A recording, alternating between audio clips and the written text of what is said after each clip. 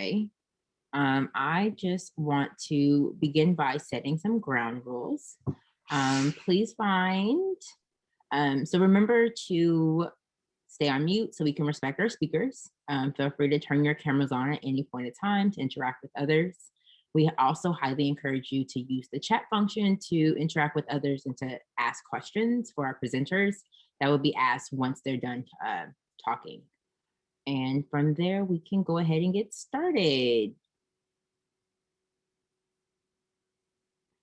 So just a little bit about us. So my name is Brianna Guillory, and I work with PACDC, the Philadelphia Association of Community Development Organizations, as a program assistant. And we are a membership organization of community development organizations in the Philadelphia area. And I am Leah Werko. I'm the Education and Engagement Director at Green Building United. So excited to be here and to have all of you here. Excited to be partnering again with PACDC. And this is not the last time that you'll see us working together around climate, but we'll share more about that at the very end of the webinar. So stick around. And Green Building United is a 501c3 nonprofit based in Philadelphia, focused on transforming impact in communities through education and advocacy in green building. So we want to start this meeting off by having a better sense of who is in the room. So we're going to start the poll. And we just ask that you select the industry that best represents your area of focus or work.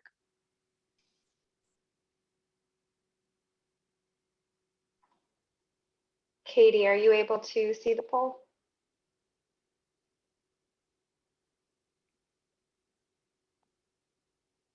Yes, it is up now.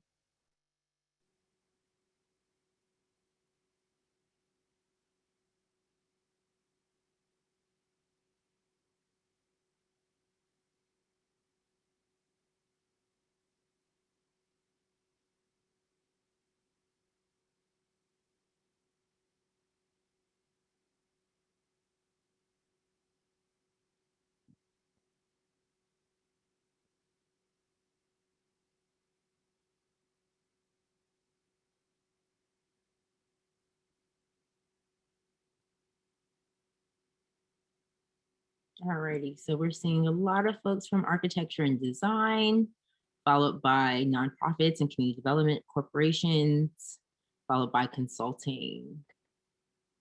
A few government folks in the room.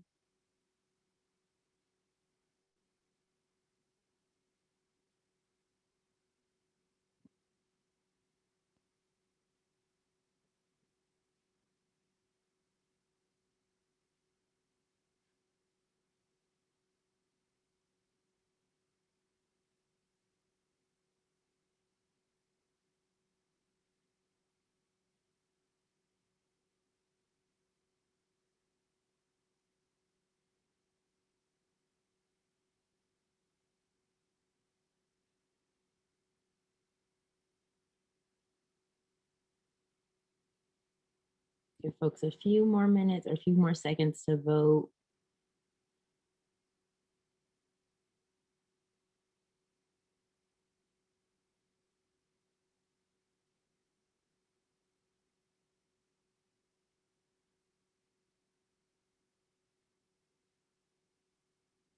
Alrighty, so we have about 90% participation. So about 27% of the folks are from architecture and design, another 23% from nonprofits and community development organizations. And then we have some folks from government and consulting. Well, welcome everybody, and we appreciate you all being here today. So I'm gonna run through the agenda quickly. So first, we're going to have a presentation from Khalil Shahid, who is the Senior Policy Advisor, Equity, Environment, and Just Communities, Healthy People and Thriving Communities Program at NRDC. And he'll start by giving an overview of the federal administration and their plans about addressing climate and housing. We'll end his presentation with Q&A specifically for him, and then we'll open it up to our local panel consisting of Catherine Gilmore Richardson and Celine Chapman, who are both from the city of Philadelphia. And they will discuss more about how these policies might trickle down to Philadelphians here in the city. So you might ask, how is climate and housing connected? All right, thank you so much, Bree. So we're going to spend the next several slides really connecting the dots between housing and climate. And we're going to do this by looking at a series of maps around housing, health, energy, and heat. So starting with housing, historical discrimination in housing that was rooted in racism led to practices and policies such as redlining. And this was the process by which certain neighborhoods, mainly communities of color, were redlined or deemed as quote unquote hazardous or not as desirable to live in. And what this did was bar certain housing practices like loans and insurance from taking place in those neighborhoods. This meant that white or affluent individuals and families who could move out of these neighborhoods did and moved into the areas that were marked with a good rating. And this disinvestment in these neighborhoods cascaded into a series of impacts related to development patterns, as we'll see in the next few slides. So if you look at that last map and you look at this map, you'll see a lot of overlap. And when we look at heat exposure within the city of Philadelphia, we'll see that neighborhood to neighborhood, there can be a difference as much as 22 degrees on the hottest days in the summertime. And low-income residents and residents of color are more likely to live in the neighborhoods with high heat exposure. So we can think about this connection between development patterns and the not so friendly cooling development that we see happening in neighborhoods that were disinvested in because of redlining. And this is really related to climate change because as we're seeing in Philadelphia, there are more frequent and hotter days in the summer as a result of climate. So we're having higher heat exposure risks in these communities. And then this also relates to health because within homes, whether it's because of aging infrastructure, because of lack of support for housing repair and maintenance, as well as exacerbated by the increased heat events, we see that health symptoms like asthma increase. So per 10,000 children, asthma hospitalization rates are highest among Black and Hispanic children. And this is another map that demonstrates that overlap that we've seen in the last few slides. And then the last map that we'll show is energy burden. So energy burden refers to the percentage of household income spent on energy costs. So when we think about a home that might be not as energy efficient and is experiencing higher heat days, you're going to have to run your air conditioning more or just take a lot more energy to run your operations in your home anyway. And so 6% is equated to high energy burden. And of the 25 cities participating in the American Cities Climate Challenge, Philadelphia had the highest energy burden with a median of 7.6%. And so again, you can see this map, that overlap between historically redlined areas, heat, health, and now energy. So the takeaway is that the concentration of impacts on each of these maps is geographically similar. So that means that if you live in Philadelphia, where you live will have an impact. So the severity of climate impacts you experience, the cost associated with responding to those impacts like heat, your financial ability to respond, so paying for those energy bills, and then this is correlated directly with your race and income. So importantly, how do we respond? And for that, I'm going to turn it back over to Bree to talk about what we are doing at PACDC and GVU. So we have the equitable climate and housing strategies that are centered around communities and policy solutions, decision-making, acknowledge and redress historical harms, and advance outcomes supporting housing, environmental, and economic justice. So what are those goals and what does that look like? Sorry, give me 1 second. My presentation went away. There it goes. So the housing goal, more affordable homes that are energy efficient, affordable, and climate resistant. All of these things together make housing meet our justice needs. And then our environmental goal, reducing negative public health impacts and carbon emissions associated with home energy use. So as Leah mentioned that, climate is associated with asthma rates and asthma attacks, especially in children. And so if we can decrease that on an environmental level, we can impact the negative health associations associated with that. And then lastly, the economic goal to ensure impacted communities benefit from direct workforce opportunities and are able to preserve homes as generational assets. Having assets as well as having the means to pay for affordable heating and cooling is also important for this. So specifically, what are our organizations doing? So PACDC has two major campaigns that we have been able to connect and tie directly to this effort. So the approval of the $400 million Neighborhood Preservation Initiative bond, we definitely heavily advocated for that with our members, and then also working to restore and expand funding for key affordable housing and commercial corridors, as well as small business programs to advance equitable recovery. So being able to implement some of these justice measures, not just for residents, but also for business owners, is going to be important to addressing this issue.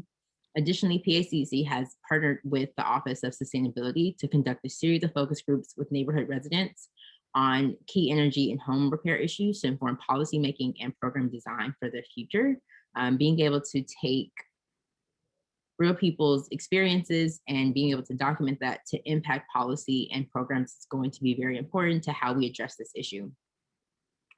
Additionally, GVU has the new Gravity Housing Conference, Housing Equity Repairs and Electrification for Climate Justice Coalition, as well as Climate Resilient Communities Workshop in August.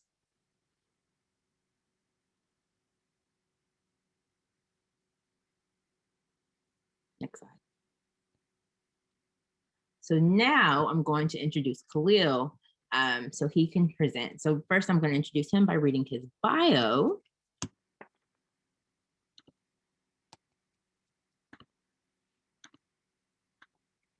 So Khalil Shahid focuses on federal policy and national strategies to create just solutions for environmental and climate crises, specifically by integrating clean energy and energy efficiency with affordable housing and community development.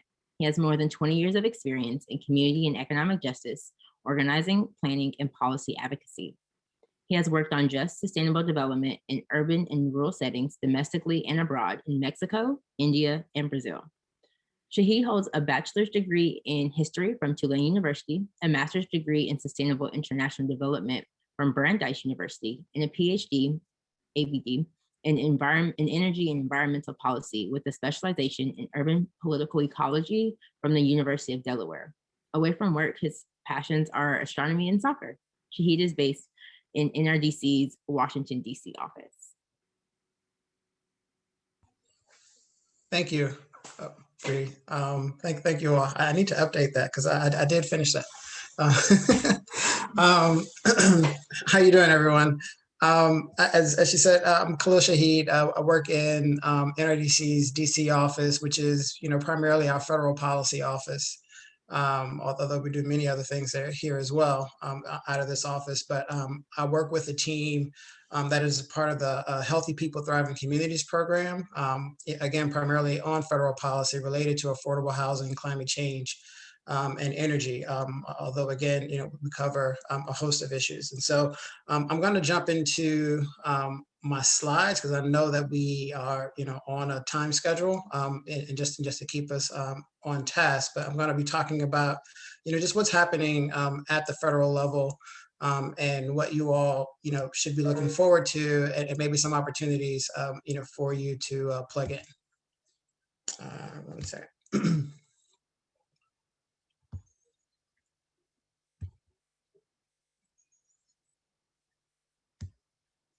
Okay. So what federal leadership on climate and housing means for Philadelphia, and really beyond. And this is, again, just a quick look at our Healthy People Thriving Communities program. We are one of three major policy programs within NRDC, the other two being climate, clean energy, and the nature program. But we also have litigation programs, government affairs, Center for Policy Advocacy. So there's much work. We are an international organization, not a national organization. We have offices in China and are opening an office in India, as well as working in Latin America, in addition to our 5 principal offices scattered across the US. And so it's been quite busy 5 months so far of 2021. 2021 has definitely made us forget 2020, at least to some degree, and definitely the last 4 years. But so the Biden-Harris administration came in with a sweeping agenda in mind, for their administration. First and foremost, obviously dealing with the COVID crisis. And so hopefully, we have seen the worst of that and are, moving, back to some sense of normalcy, although, obviously, we always still have to take precautions, and we're keeping, in mind, the many communities and people around the world who are still suffering and don't necessarily have access to the vaccines that we've been privileged enough to be able to get here. And so, and we just have to remember that we're all in this together. Climate, obviously, is going to be and has been a big focus of his administration. Rejoining the Paris Climate Agreement got a great deal of attention. He set a new emission standard for the nation, creating a new nationally determined commitment for the country, which they will now be tied to that commitment and have to present to the UN every year. Progress of how the nation is making that commitment.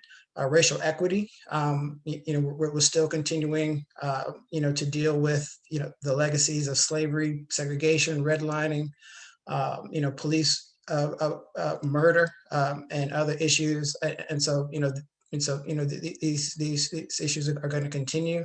It's always about the economy, stupid. No matter what we do, everything, touches upon it. I think, one piece, government process and just the institution of government is often overlooked, but maybe one of the most critically important. And, I would also mention here, we have to, reconsider the way our Congress works if we're ever going to, move forward on many of these issues. LGBT issues, obviously the transgender military ban, but so many other issues. We're still seeing, trans people killed and murdered, particularly trans people of color, all across this country because of their unique vulnerabilities to that type of violence. And so we must be doing much more. But so, as you can see, there is a full and sweeping agenda. Today, we're going to focus mostly on climate, economy, racial equity, and maybe government process and a couple other pieces here. And so, one of the first things that they did was the passing of the American Rescue Plan Act, through Congress. Once we were able to get a much more secure footing, in the Congress, which, just provided a host of benefits, reduced the child poverty rate across the country. And I think, really, begin to reset or, begin to allow us to reimagine what our social welfare state, could look like, if we have proper supports for people, to provide for families who need, to provide for working families, particularly single parents, who need additional support and additional services, to be able to earn a living and to thrive and advance.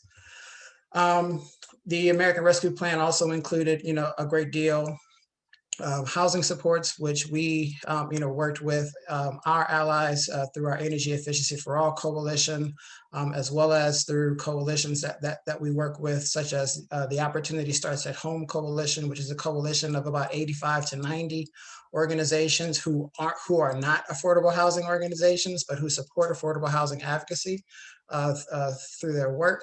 And we were, very active, with those organizations on the Hill, talking to committees, talking to members, making sure that we, were able to get, as much. We didn't get everything that we wanted, of course, you never do, but we try to push them as far as we can.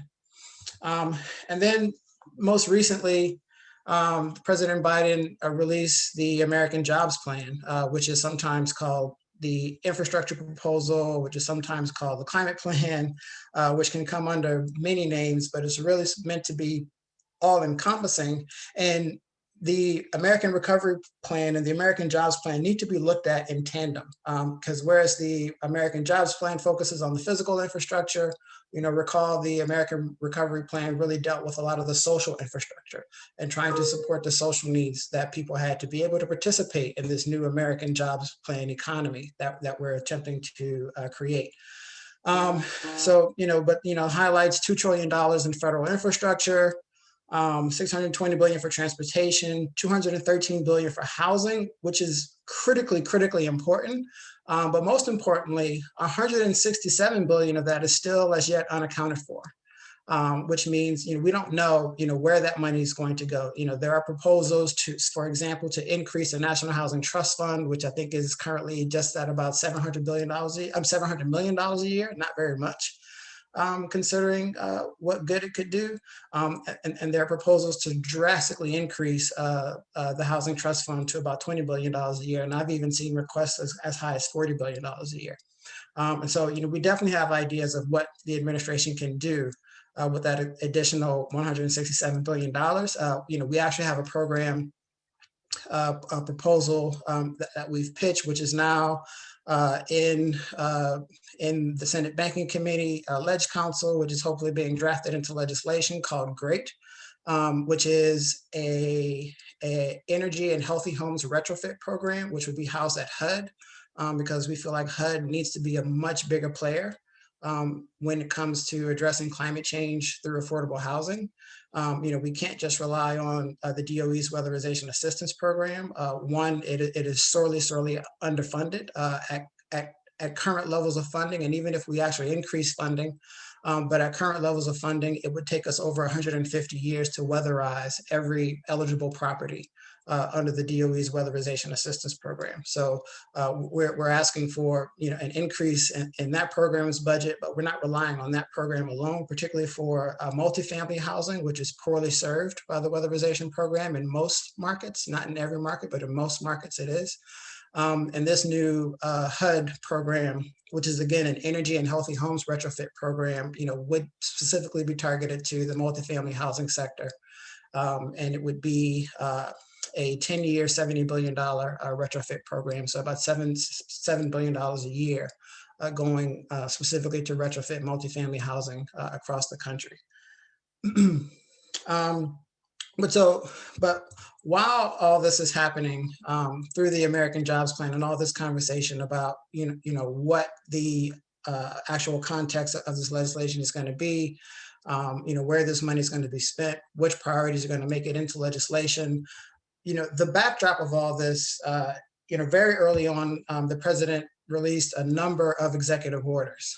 One of them related to racial justice that came under the tag Justice 40 and the Justice 40 goals. And so what Justice 40 essentially means is that federal programs are tasked with delivering 40% of the benefits of investments made in just transition to communities that have been historically overburdened and underserved, as directed by this executive order, which came out on January 27th. And so that means that 40% of the benefits, 40% of the investment, we're still going back and forth over that language because the administration has used both. But when we look at that $2 trillion in federal infrastructure proposal, 40% of the benefits, 40% of the investment is set aside and must be targeted to historically overburdened and underserved communities across our nation. And so what that looks like, what definition for overburdened and underserved, we're still figuring all of that out. But the 6 primary issue areas you can see here to the right: clean energy, energy efficiency, transit, housing, workforce development, legacy pollutants in these communities, as well as clean water, which includes the repair and removal of lead service lines to homes. And so we have been working with the administration as well as partner organizations in a coalition called the Equitable and Just National Climate Platform to define what we mean by underserved community and to define what we mean by benefit. And so, what are the actual outcomes, that we are targeting with this investment? Because having an investment target, without having specific measurable outcome targets, would it would just make it too easy, just to say, to siphon off those resources, to benefits, to actors, to communities, other than those that they are intended for. And so in section 223 of the Justice 40 initiative, so within 120 days of releasing that order, so I think that puts us at about the end of May or sometime early June. The chair of the White House Council, CEQ, director of the OMB, and the National Climate Advisor, in consultation with the White House Environmental Justice Council and some of the other advisor organizations, have to jointly publish recommendations on how those federal investments, can be targeted to reach that goal. And you see here again, the language changes from investments to benefits. And so how are the benefits of these investments going to flow and be realized in this term, disadvantaged communities, which we're still in the process of actually defining. And so, but, and just very succinctly, the Justice 40 goals are to deliver government benefits and investments to the most historically overburdened and underserved communities, enable community ownership, which is huge because, so often, and this is one of the things that I learned, a big distinction in the way that we think about development in this country, as opposed to in the international context where I studied international development and worked abroad. Internationally, development is much more of a combined process of, the built environment, social development, human development, economic development, governance and institutions. All of those things are much more intertwined because in many places they're still negotiating and still establishing those things. Whereas here, we think we've already, monopolized a lot of those conversations and those things, and so development here is far too often mediated through the built environment, and through the built environment only. And so, if the built environment, is the frame through which development is going to be mediated, then ownership is the key leverage point in how we secure equity for the people involved in it. Because if you don't own it, then everything else that you're getting is an ancillary or a co-benefit to someone else's agenda. So enabling community ownership was a big component that many environmental justice and other equity-based organizations negotiated, into this proposal. Improve our ability to measure environmental, economic, and climate justice metrics. And so the EPA has a tool, the Environmental Justice Screen, which is really one of the most underutilized mapping tools that we have in our federal government. But that tool is being revamped, and it's being enhanced, and it's being recreated as the climate and economic justice screening tool.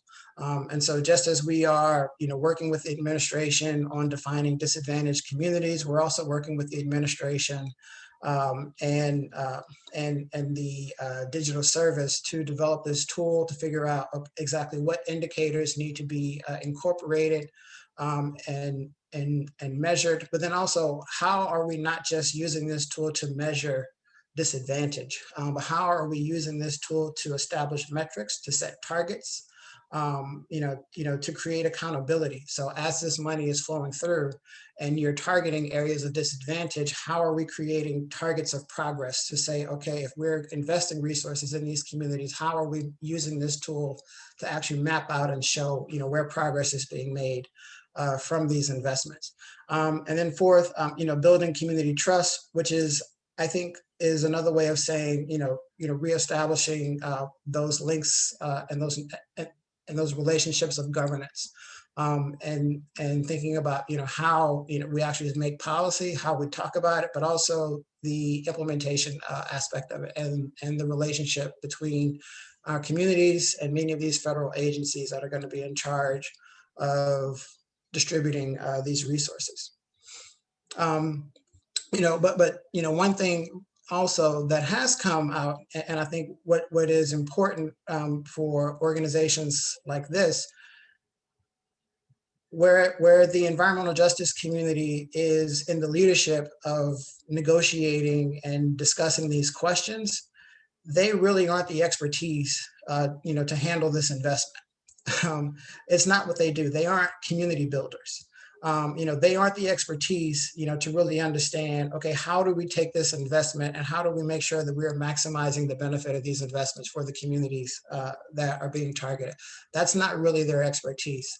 And so there is really a gap in the expertise and the leadership at the table that's really talking about, okay, how do we get this from point A to point B and on down the line, and once this money, gets allocated and distributed to the local level, who then is in charge of actually implementing these projects and making sure that this stuff gets out the door and that we're actually maximizing those benefits. And so I think that there is space and there is a need for organizations and institutions like this one to be much more engaged in these conversations going forward. And this here, just a few of the major Justice 40 federal recommendations. Again, focus on investments in clean energy, efficiency, affordable housing. Yeah, I've already covered this. And so the Justice 40 Accelerator is something that was recently established. It is really a coalition of organizations.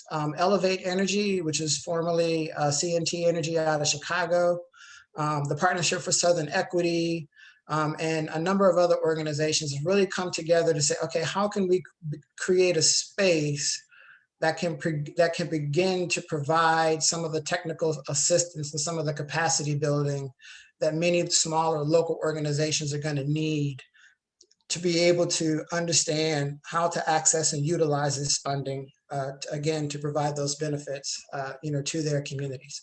And this would be, again, a great space, for groups like this one to begin to engage in some of this conversation and to think about both, what can you learn from the Justice 40, but then also how can you spread and share that learning, to some of your member groups and some of the other organizations that you collaborate with on the ground. But then also, I think that you all would have a lot of expertise to share through this process, through some of these webinars and informational briefings as well. And so ultimately, what this is really about and what's happening through the American Jobs Plan, through the Justice 40, and I believe some of what you all spoke about a little bit earlier is the creation of a new model or a new method or a new approach to community development, which is based on a low carbon, climate resilient development model. So, the IPCC fifth assessment report on climate change, which came out in 2018, really, began to shift this conversation. Because this report, more so than the others that came before it, it really made the link between inequality, poverty, and climate change. And it said very explicitly that, we have, roughly, 20 years, 30 years to try to stay below the 1.5 degree target, 1.5 degrees Celsius. If we allow global temperature to rise on average, more than 1.5 degrees, we are in for catastrophic climatic changes and extreme weather, across the country. Across the world. And so, we have, very short time window left in order to do that. Otherwise, we're going to have to invest heavily to suck carbon out of the atmosphere because we're likely going to overshoot that 1.5 target. But they said, however, we can get there, but only if we make sure and we prioritize inequality and poverty as a part of the process of us addressing climate change, because that's the only way to pull everyone in this and pull everyone in the same direction together. Otherwise, there's going to be much more resistance to those actions. So many people, so many communities are going to be left out and left behind that we're going to again not be able to meet those targets. And so they stress the importance of addressing structural and intersecting inequalities, marginalization, multidimensional aspects of poverty, and transforming the community development pathways that today force people into unsustainable livelihoods and job options, and forcing us and making us to think about, okay, how do we transition, not only our, electric grid, how do we transition not only our industry, but our communities from, offering people more sustainable options, for livelihoods and health. And that really shifted, this conversation, and it forced people to confront the fact that, when we say housing policy is climate policy, this is what we mean, that you can't do one thing without also addressing, the crisis of the other. So we have an affordable housing crisis that is inextricably linked to the way that we consume energy and the way that we are putting carbon emissions into the atmosphere. And if we try to address the carbon emissions without also addressing our affordable housing crisis, we're just not going to get there. And so low carbon climate resilient development is at its base, what it's saying is, in the environmental movement, we've been having this fight for years, for decades, over whether we should prioritize mitigation or adaptation. The mitigation people see adaptation as a way of kind of, okay, we've given up because we've said, okay, the climate changes are here, we just need to adapt to it. And so the mitigation people don't like to talk about adaptation. But the fact is, many people are suffering today from climate change. I think in the last year we had over $90 billion from a dollar amount, which doesn't tell you the human cost of extreme weather events just in this country alone. And so what climate resilient development is trying to say is that no, there's no reason for these two things to compete. We can and should be doing both. So as you are retrofitting a home to make it more energy efficient to reduce carbon emissions, you should also be thinking about shoring up its foundation. You should be thinking about making sure that it is also going to be resilient in the long term, to climate that it's going to provide protection and shelter from heat or extreme cold, et cetera. So you can actually do these things both. And then third, it is a way of integrating economic and human development, not just property development, not just the built environment, but actually, connecting these things to actual social outcomes, for people. And so, what this is, and so what we see from the Justice 40, what we see from the American Jobs Plan, and how these things meet on the ground in cities like Philadelphia and in other cities across the country, is in really rethinking, the way that we approach urban and community development in a way that is going to be low carbon, but also, raises people's and enhances, a quality of life, particularly for those who have been left behind in the past. And just some key things, to think about. First, we have differential contributions to the problem. The fact of the matter is that our lower income families contribute far less to the climate problem than our upper income consumers, and part of the reason is they are more likely to live in more dense urban housing. They're more likely to use public transit, which really makes them champions of the type of lifestyles and the type of habits that we need to adapt and that need to increase, if we're going to meet the challenge of climate change. And we should, communicate that. We should valorize, those communities for the contribution that they are able to make. But there is also, but we have to be careful not to valorize poverty, through this process. And so, that's where we get into differential impact.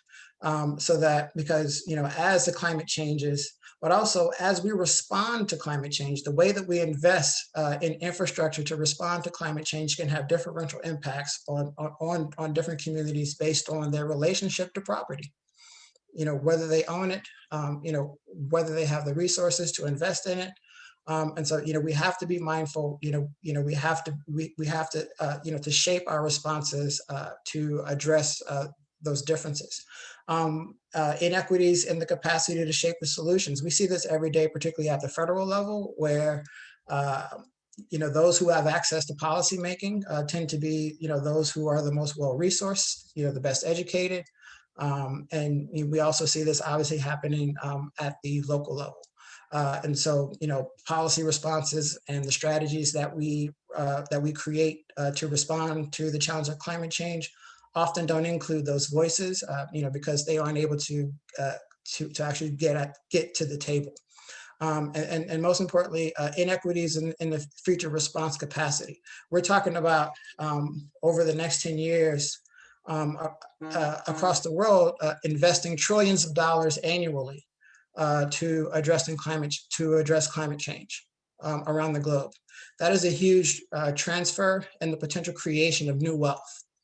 And if we aren't very deliberate and intentional about making sure that investment and the wealth that's created from it is shared equitably, we're going to deepen inequality, and we're going to essentially create a new oligarchy out of a renewable economy that's going to be much stronger, even more so than the one that we have today. And so, what we need to do is just to reimagine our approach to equitable and sustainable communities. We need to break down the barriers. So one of the major pieces that's being talked about at the federal level. You hear the Biden administration say very often, this is a whole of government approach. And what a whole of government approach, it doesn't just mean, we need to find the carbon emissions in each federal administration. It means each federal administration has a role to play in making sure that people are able to adapt and to cope to these changes. So, we're talking about, reestablishing the Partnership for Sustainable Communities and giving it much more strength than what it had in the past. Fostering stronger collaboration between, interagency groups such as the EPA Office of Environmental Justice and the Office of Community Revitalization. Leveraging the Sustainable Development Goals. Earlier, I mentioned the Paris Climate Agreement, and the Paris Climate Agreement, when the Biden administration re-entered it, was done with much fanfare. But the Paris Climate Agreement was meant to be implemented in tandem with the Sustainable Development Goals, which our nation also signed on to and agreed to implement nationally as well as locally. And there are a number of cities around the country that have already adopted the SDGs: New York, Baltimore, Minneapolis, Los Angeles. But just as we have an emissions target, a national emissions target that we have to meet by a certain year, we should also have targets for zeroing out poverty, hunger, having targets for improving health access and education. And if our nation and if every city and if every community adapted these targets, so when we are investing that Justice 40 revenue into these communities, then we have targets that we are held accountable to, and that we can assess the value of our investments from, and not just the dollar amount of the return of that investment. And I'll stop there. Thank you. Thank you so much, Khalil. This was so amazing, so informative, and you touched on so many great points that is really the intersection between the work that GVU and PACDC is doing. So we're going to kick it off with a few questions, and to help kind of centralize it, to think about what this means for Philadelphia and how you see that happening. So we know that Philadelphians are disproportionately energy burdened, meaning residents are spending larger percentages of their income on gas and electric bills. What specific Biden and Harris administration priorities will help alleviate this burden? Mhm. Yeah, that's a really good question. So the administration has set a goal for retrofitting 2 million homes and buildings across the country. That's not enough. We see that as the floor, not the ceiling. But it does speak to a priority of getting more dollars into our federal energy efficiency and weatherization programs. And hopefully, as I mentioned, creating new programs like the great proposal that we have for HUD that would target more investment into that sector. But I should also say the administration also established a goal, which is also why we say that the 2 million is not enough. But the administration established a goal of by 2035, so just about 15 years, to cut in half the emissions coming from the residential sector. Okay. Definitely good context. Another question: in light of COVID-19 pandemic, there is more awareness around how buildings and their energy use impacts health. Which specific Biden-Harris administration priorities will help promote healthy homes and communities? Right. Yeah, I think the same. We are more aware today of the links and the need to link energy and healthy homes retrofits. Because just in the actual implementation of it, we can't do, or you shouldn't do, an energy efficiency retrofit without first doing a healthy homes audit. Because if you did a complete retrofit of a home or a building, you could be locking in toxic emissions that are being offlet from a gas stove or from something in the drywall or the insulation in the building. So we have to do a healthy homes retrofit before we do the energy efficiency retrofit, just to make sure that it's going to be safe. And there are programs like in Washington State, in the way that they administer their federal Department of Energy weatherization assistance program. In that state, it's called Weatherization Plus Health. And so they integrate those two fully, and specifically targeting indoor air quality and respiratory issues. Asthma is one of the things that they specifically target. And so I think that we are learning that, and the way that we approach it is to see those two integrated. As I mentioned, our great proposal, it is an integrated proposal thinking about energy and healthy homes retrofits together. One question from the chat is, how can any of the federal funding be used to eliminate the combined storm and sewer systems, which are often in neighborhoods that are underserved communities? Yeah, that's a really good question. And so, I think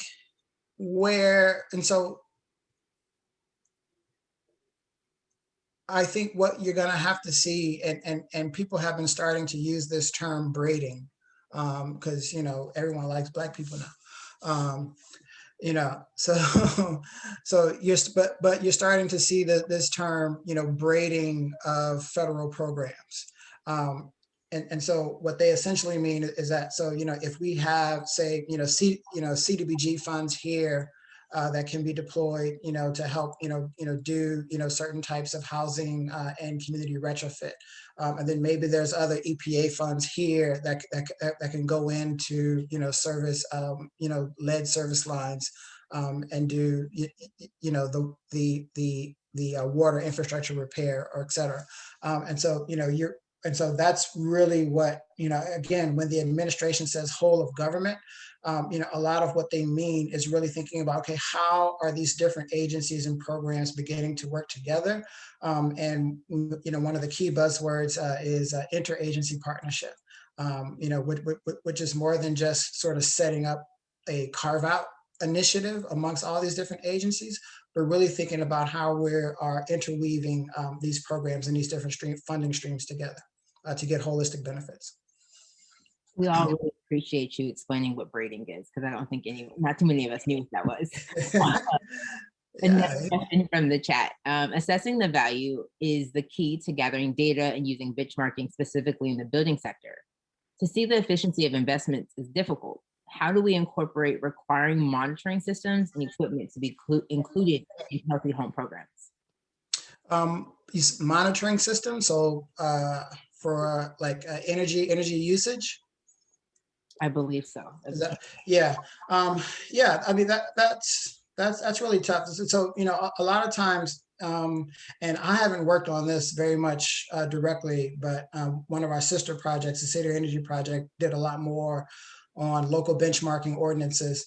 And in each case, what we always run into, and the utilities, unfortunately, like to use this as an excuse or reasoning, for not releasing the data.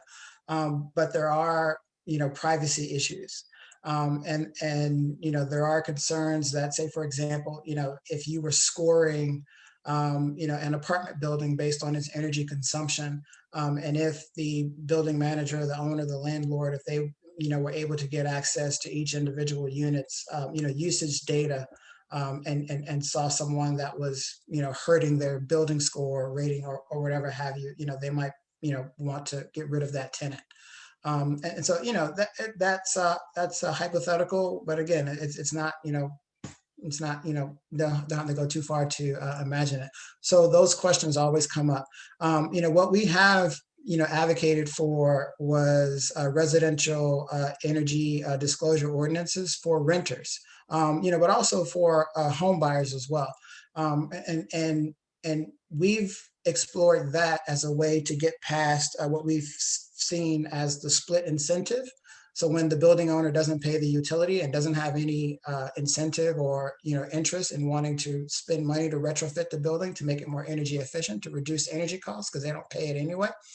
And so we've explored using these types of ordinances so that when, say, an apartment is up for rent or a house is up for sale, that you have to disclose the energy usage rates for the past year, so that a prospective renter or an owner can use that as part of their assessment. Okay, do I want to live in this building or do I want to go over here?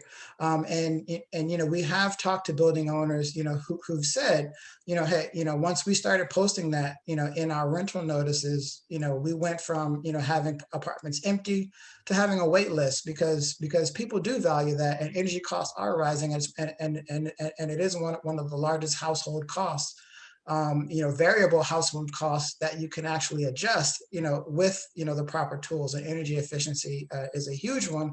That's, unfortunately, it's not accessible to, to renters very often, because it's often in the hands of the building owner to decide to do that.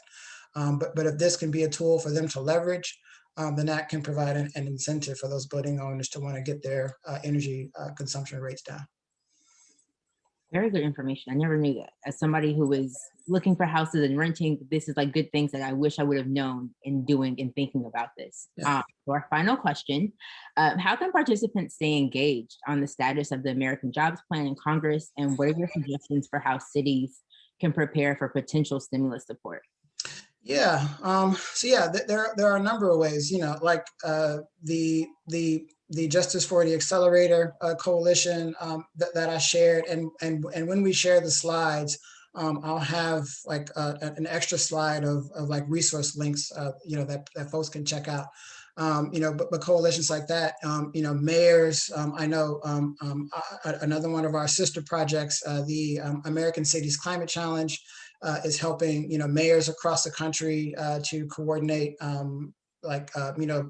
dear colleague letters to members of Congress, to communicate, their priorities for the American Jobs Plan. You have a congressional delegation from Pennsylvania, as well as, members representing Philadelphia. You should always feel free to reach out to them, and do that more. But there are also, I'm sure, other local coalitions. I'm very interested in, what is it? The Housing Equity Repairs and Electrification for Climate Justice Coalition. If we can work with you all, we can help you to set up, meetings with congressional members, with committees, to talk about some of these priorities as well. We would love to be able to work with you to do that. Thank you so much, Khalil. This has been amazing. I'm going to turn it over to Thank you. Katie to lead our local panelists conversation. Thanks, Khalil, and thanks, Bree, for moderating those questions. We're very excited now to turn it to our local panel to talk about the connections between some of what we talked about and some of the upcoming opportunities on the federal level, but with a Philadelphia-specific lens. So I would like to introduce our two panelists today, who are some of the best representatives I can think of for the kind of intersection of climate, housing, and equity in Philadelphia, folks who've been doing the work for a very long time, as you will hear from their bios, and are eminently qualified to help identify need and a path forward for Philadelphia relative to the question of housing and climate in pursuit of equity goals. So without further ado, I'd like to introduce Councilmember Catherine Gilmer Richardson, who is serving her first term as Councilwoman at Large for the City of Philadelphia. Councilmember Gilmer Richardson is the youngest woman ever elected citywide and the youngest African-American woman ever elected to Philadelphia City Council as of November 2019. And you don't earn that honor without a proven track record. Councilmember Gilmer Richardson was a staff member for Councilwoman Wandell Reynolds Brown for 11 years in roles ranging from constituent services to chief of staff. During her tenure, she helped secure passage of progressive policies affecting and advocating for women, children, people of color, and more. And Salim Chapman serves as Philadelphia's first Chief Resilience Officer. In this role, he oversees the creation and implementation of climate preparedness and resilience strategies. Before joining the City of Philadelphia, Salim amassed a vast array of experience in the sustainability field, including professional work in urban policy analysis, environmental justice, and sustainable economic development. So I want to thank our two panelists for being here today for this local discussion, and kick it off right away with a question for each of you, which is, what kinds of solutions are needed to insulate vulnerable Philadelphians from the impacts of climate change, including extreme heat and flooding? And I'll turn it over to the Councilwoman first. Yes, well, good afternoon. And first, I have to thank you, Katie, and Green Building United and PACDC for the opportunity to join you for this very important discussion this afternoon. It truly feels very full circle when I'm looking at Alex on my screen, because we work together very, very closely on the energy benchmarking legislation for commercial buildings here in the city of Philadelphia. And it's truly just an honor to be on the panel also with Mr. Shahid. I mean, I was taking copious notes as you were speaking about really the importance of ownership and equity as we move forward. But to your question, Katie, I think there's a critical need to reduce carbon emissions, to avoid some of the worst climate change risk that we see. And I think Eastwick earlier this year was a good example of that. Our housing sector, which is mostly comprised of single family homes, is a major component of our city's carbon footprint. Our median home age is nearly 100 years old. And in fact, my house will turn 100 in 2025. And these properties are really in need of reinvestment to keep them functional, in energy efficiency upgrades, retrofitting. And, we can make strategic investments in homes that are both enable us to reduce their carbon footprint, but also improve their resilience to increasingly extreme climate change driven weather events. And again, Eastwick, we've seen a lot of heat events over the past few summers. So I'm really excited about the Philadelphia Energy Authority. They're working to address this issue through their Built to Last program. Through Built to Last, PEA looks for opportunities to not only bring the home to a state of good repair, but also to provide improvements that both lower carbon emissions and improve resilience. So really looking at how we're leveraging utility energy conservation programs, again, speaking to that energy burden, to lower energy demand, installing heat pumps in places that are older or highly polluting heating sources, adding rooftop solar, which I think is huge, in a city like Philadelphia, particularly because of our residential footprint, and eventually providing energy storage. They also are working on our city's, there's really a broad base of organizations that are looking at this work and figuring out how we can, to Mr. Shahid's point, sort of align and braid together and work together collectively to do a lot more of this work. From a city council perspective, I'm hoping that we invest in this work through the recent legislation that was passed, and we can now bond out for the first 100 million of the $400 million package in the Neighborhood Preservation Initiative. But we are hoping that we can use some of those funds to make additional investments and sort of leverage the federal government's infrastructure program, because that will really help us expand more home retrofit programs, which I think will be crucial to how we move forward here with our housing stock in the city of Philadelphia. And one other thing I wanted to mention, Katie, and I know you've heard me talk about this before, and I think it's really, really important in a city like Philadelphia, it's our green space and our tree canopy and the impacts of urban heat islands. And I often tell this story that, in the 1970s, my mom was living in North Philadelphia and wanted to move to a community with more trees because she just thought it was beautiful. She lived on a block, a very small street, Cybert Street in North Philadelphia, that lacked any tree canopy. And in the 70s, she moved to Winfield, which is a community surrounded by Fairmount Park with lots and lots of trees. So I think that's another thing we have to focus on here in Philadelphia. We know and recognize that well-maintained green space is one of the best ways to address a number of the issues facing our communities. And it's all the environmental issues like heat and air quality, flooding, quality of life issues like recreation and mental health, even down to the significant public safety challenges that we are grappling with here in our city, but also economic issues like business development and job creation. So, I think this issue really cuts across a lot of areas where our city needs to see some improvement, but we also need to address equity in a real serious way. So some of the solutions I think we can look towards are implementing the forthcoming recommendations from the tree plan. And we just had another briefing on the tree plan in council just this week, and the urban agricultural plan.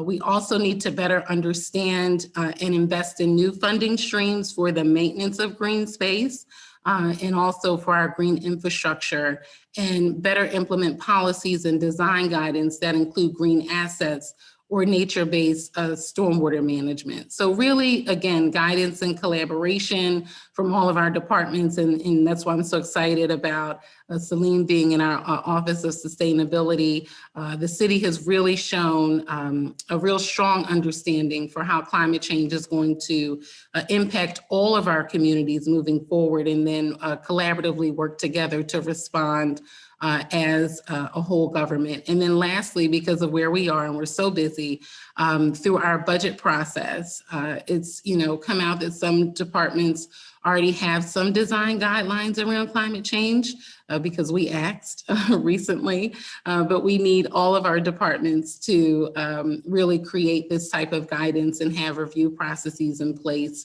to ensure that we are doing our part as well from a city perspective.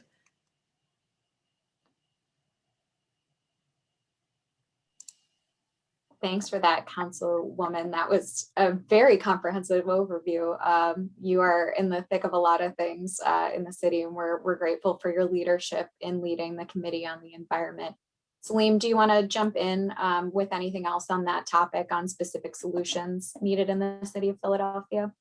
Yeah, I mean, I think it's hard to give a more well-rounded answer than Councilmember Gilmore Richardson did, but I do have some additional comments to add. And I'll just start by also thanking you guys for having me here, and really thank the Councilmember for her leadership. One of the things that I know she's very proud of is that during her time working for Councilmember on the Governor Brown is really ensuring that the Office of Sustainability became a permanent office in the city. And so that really sort of set the stage for a lot of the things that we're going to talk about over the remainder of this panel. In terms of your question, I think Khalil really set the stage for this really well. And I think the most important thing to keep in mind when thinking about a climate response is really that many of the stressors you talked about, whether it was increased heat or flooding, will merely sort of amplify or accelerate many of the hardships and injustices that residents across the city are currently struggle with and have struggled with for generations. You know, it's no coincidence that some of our most climate vulnerable neighborhoods across the city have sort of been the victims of misguided policy or long-term disinvestment. And so that's where the linkages between environmental justice and climate resilience really becomes so important. The encouraging aspect about this is really that collectively as a civic community, we've done a fair amount of analysis and experimenting with potential solutions. But we do have a lot more work to do. And in terms of charting a path towards resilience, I typically think about it in three different levels. The first level is that it's what I call the known knowns. These are the things that we are aware of and really sort of understand how to deal with. And these are really critical to stabilize community well-being against climate disruption. And Khalil talked a little bit about some of the fascinating things that came out of the American Rescue Plan. One thing that I did want to highlight is that there was about 500 million in that plan dedicated directly towards address air quality, sort of recognizing the connection between COVID-19 and poor air quality issues. And so I think that fund will really be meaningful to sort of help Philadelphia scale up its efforts to establish a community-based air monitoring network. And so that's really important. Secondly, sort of the American Jobs Plan really talked about sort of addressing historical issues in communities. And one of the biggest ways we've seen this happen is through sort of the interstate highway system. You know, the routing of roads through Black communities became so common that it actually had a term, which is that white roads through Black bedrooms. And so what we really want to continue to see is how do we sort of begin this to unpack some of that historical legacy and do things so sort of what we've already sort of seen in the city, which is some of the work that's being done with the Penn's Landing Cap, where we're reconnecting the waterfront to the rest of the city. Those are some of the solutions that we want to continue to explore. And then, you know, the councilwoman talked a little bit about sort of city council's neighborhood preservation initiatives. I think that has a lot of good recommendations in it in terms of how we sort of provide for housing stability. So it calls for rental subsidies and property tax relief, as well as including some sort of housing repair funding to ensure that we're shoring up those programs. And sort of the next level that I want to talk about is sort of the known unknowns. And these are sort of the set of issues that we are aware of, but don't necessarily completely understand. And really what's important here is that we are sort of mobilizing people and resources to address complex problems. And so often from a government standpoint, this ensures that we're making it a whole of government effort. You know, Khalil talked a little bit about how Justice 40 Initiative is doing that at the federal government. Another thing that's happened at the federal government to sort of do that is in Congress, and two Congresses now, there's been a bill called the Environmental Justice for All Act. And the important part about that is that it will codify what is essentially now an executive order that have been operating since 1994, which is how environmental justice essentially got started as a federal priority. So I think we want to make sure that that is sort of institutionalized and legislated so that we see consistency across administrations in terms of how that's implemented. And then locally, you know, we saw sort of the mayor make climate resilience a whole of government effort by elevating it as a key priority for his second term when he was inaugurated for the second time last year, and following through on that commitment by hiring a chief resilience officer, which is the position I ultimately now hold. And at that same time, there was sort of an announcement for a renewed effort to address racial equity. The second piece to sort of ensuring that we're addressing sort of the known unknowns is really instituting flexibility in our programming. And so, you know, I really would love us to sort of see more programs like that's coming out of HUD, which is sort of community block grant funding that's flexible enough for us to sort of be responsive to new issues, particularly around housing and how we're building that.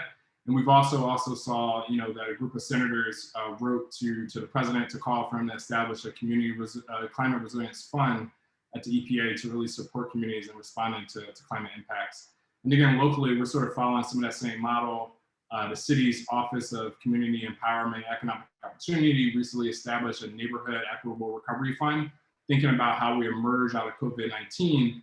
And that process is really sort of moving us towards where we want to go, which is that it distributes awards through a community-driven grant-making process.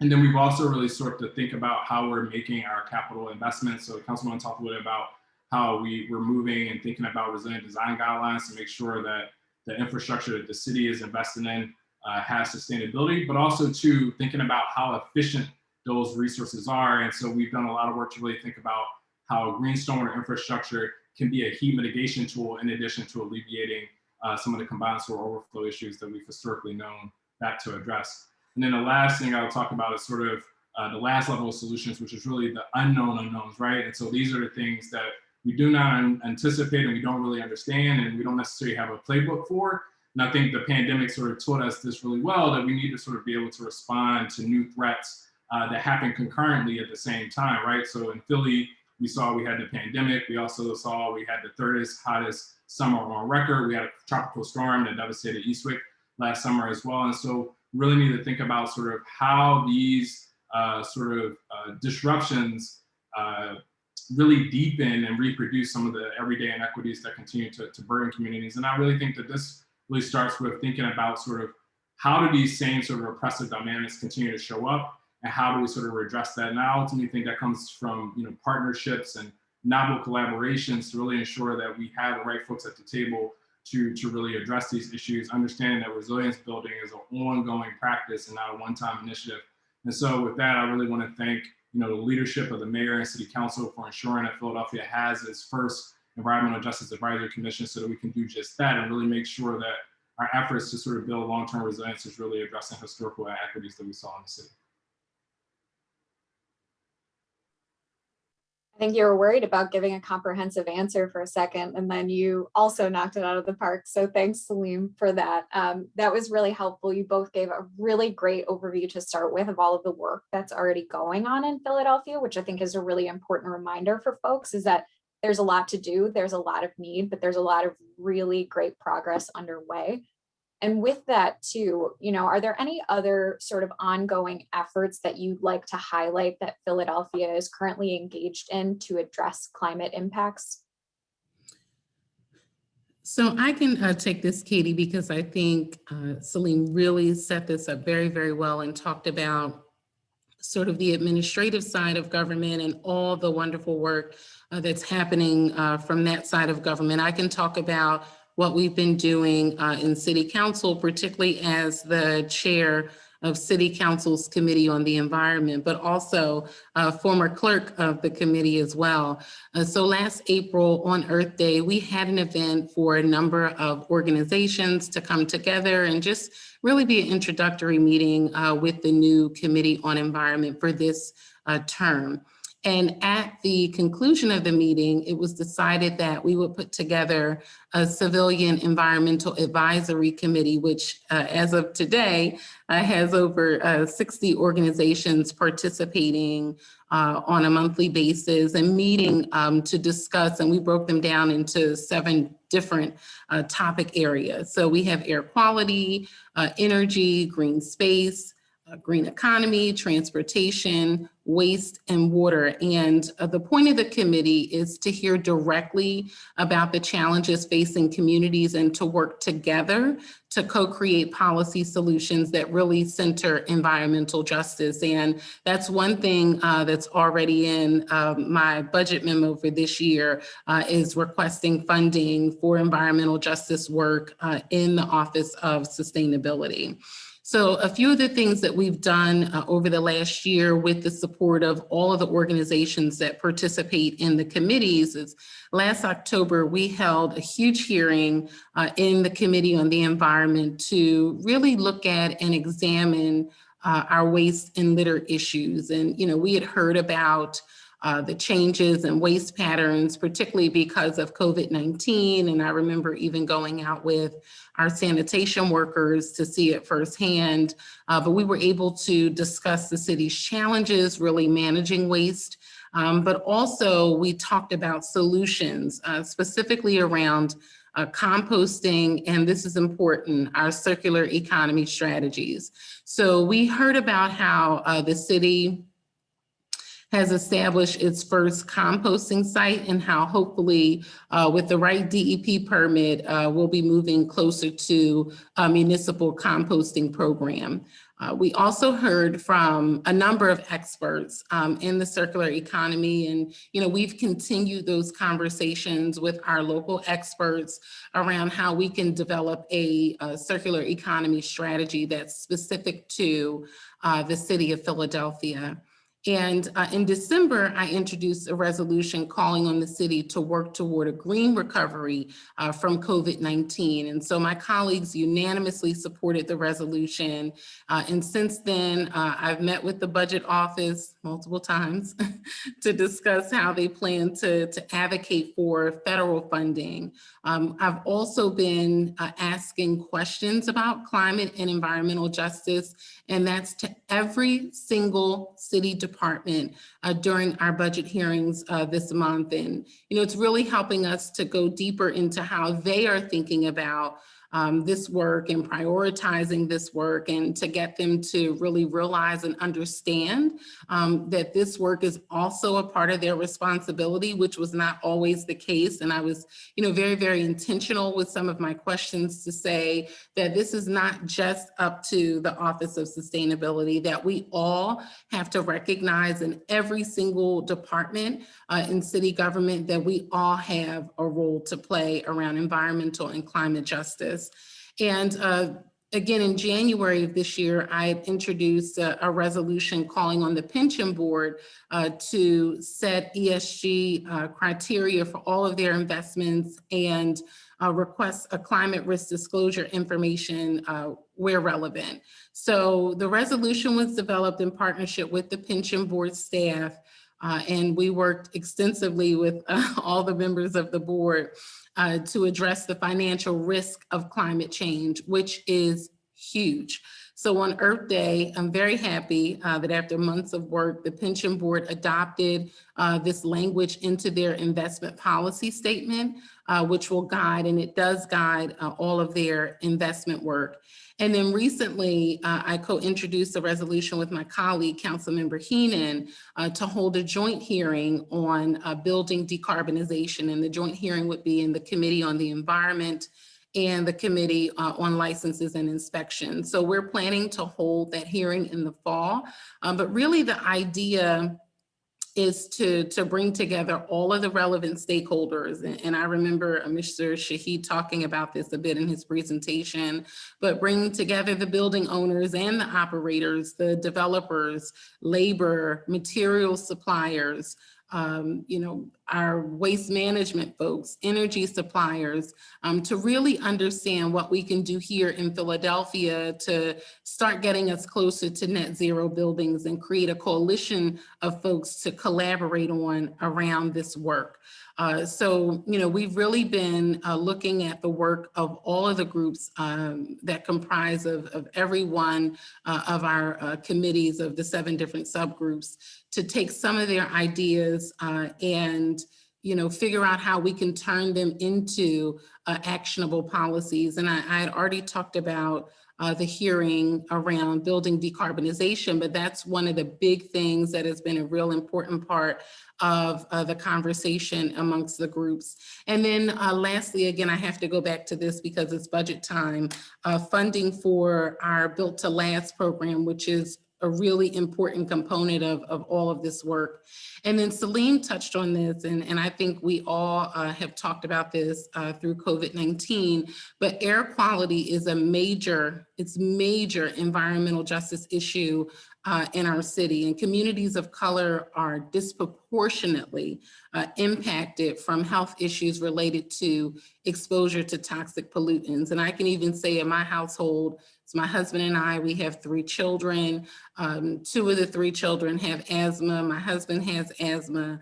So it's really a huge issue here in our city. But we've been talking to the law department about how we can improve access to information on air quality and expand the public input process for permitting, really as a first step to addressing some of this work. And, we're looking forward to, figuring out ways we can apply for federal funding that's available for us to address this issue through ARP.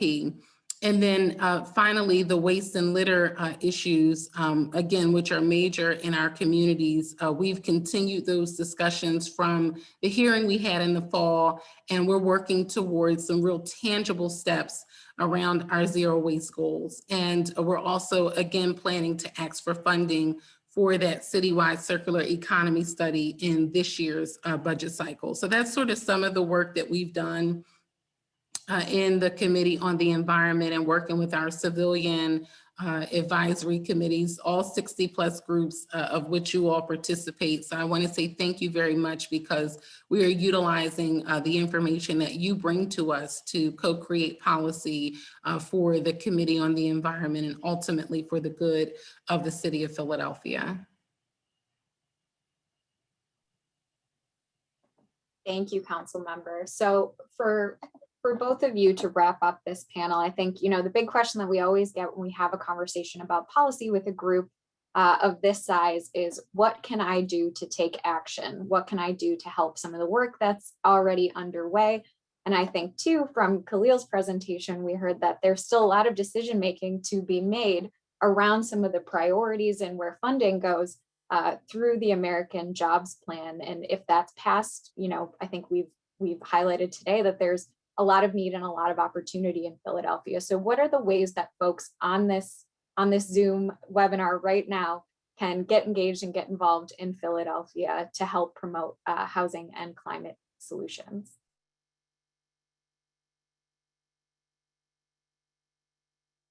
Okay, I'll start, because I can think of some real basic ways that I think everyone can be involved and engaged in the process. So the first thing is exactly what I just talked about with our civilian groups, and that's engaging with your local elected officials, particularly with the members of Philadelphia City Council, and then also the members of Council's Committee on the Environment.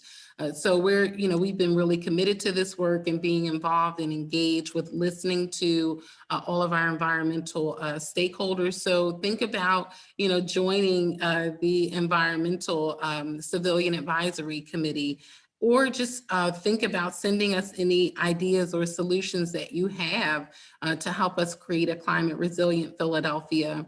Another thing that I'm seeing so much more now around this whole intergovernmental approach is advocating for state level change. Philadelphia has a very difficult time making a lot of change because the state preempts us, similar to what they did with the plastic bag ban, or won't allow us to make changes without their approval, like with our building code. So really advocating at the state level for change is crucial to our ability to make significant change here in the city of Philadelphia. The other thing I think that's important that we all can do, and I think we're doing that today, is supporting groups like Green Building United and PACDC. You all are the advocacy arms and are the experts in this work. And for me, I know I personally rely on you all when we're looking at our policy work and, read the briefs that you all put out and all the information that you send to help inform the work that we do. So supporting organizations like yours. And then finally, particularly because of the week we're in, I'll have to say voting. Climate is an issue that has impacts at every level of government. So just making sure, that you are thinking about that when you make the decisions that you make, and understanding that it's important for us to be committed to individuals who are also committed to climate action and environmental justice. And I think that's crucial. Yeah, and I would just quickly follow up really along the same lines as the council member said. So I think it's really important, one, that we invest in frontline community organizations, whether it's financially or with your time and expertise, to really ensure that they're leading resilience building efforts. I think it's important not only because these communities are oftentimes hit first and worst, but oftentimes these communities have dealt with existential threats for generations, and there's a lot of lessons learned that we can harvest from these groups so that we actually sort of build resilience at a larger scale. And then, yeah, I think voting is really important. I'll say for our work specifically, and a lot of the progress that's been made in the Kennedy administration, similar to what I talked about with the environmental justice at the federal level, it's not institutionalized. So there's no guarantee that the chief resilience officer will exist beyond the Kennedy administration. So I think it's really important that not only that we sort of think about how this work is supported, is institutionalized locally, but also supporting efforts to institutionalize this work at the federal government as well. And then in terms of ways to directly get engaged, so we have a whole governance structure coming online to sort of support the climate resilience work. The two pieces that are most imminent in that process, one is the Environmental Justice Advisory Commission. So we'll ensure that there's a link to the interest form that folks can fill out to stay more engaged about what's happening with that. And then the second piece is that we're currently in the process of partnering with Drexel University to develop Philadelphia's climate resilience research agenda to really ensure that we understand what are the critical questions that need to be answered in this process. And so, it's an opportunity to still get involved in that effort. I believe the application process is still open. So I'll make sure that there's a link to that as well. Thank you both so much for participating in this panel today. I think folks are really equipped now with a good sense of what's going on in the city of Philadelphia, what is coming down the pike, and how to get engaged.